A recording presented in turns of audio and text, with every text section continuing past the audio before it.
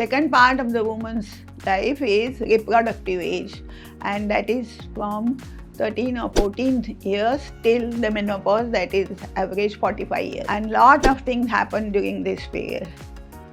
The way girl's entire body increases, there are a lot of changes in the mind of the girl, and of course physically when the first period comes there is a lot of psychological trauma to the girl, though it is the mother's responsibility. And nowadays all the mothers tell this all knowledge to the girl, as well as in the schools also nowadays the lectures are taken.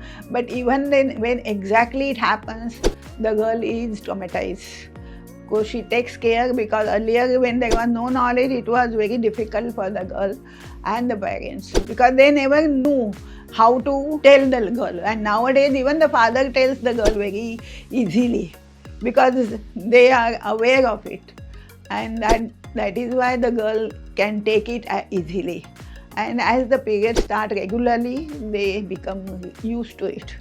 In the initial stages there is a lot of pain, maybe a lot of bleeding during the periods. Maybe the regular periods don't come, the bleeding continues for 10-12 days. So all these problems you have to see a gynecologist, and they can be easily cured. Once the girl gets accommodated to all this, then she is always free to be like other girls as well as boys. She can take part in all the games, sports, everything, and she is happy about it. Because earlier it is always means in my age it was always a trauma that I can't do this, why I can't do, why only boys can do.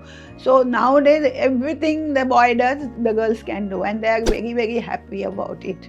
There is nothing in this world nowadays that the girls can't do and the boys do. No.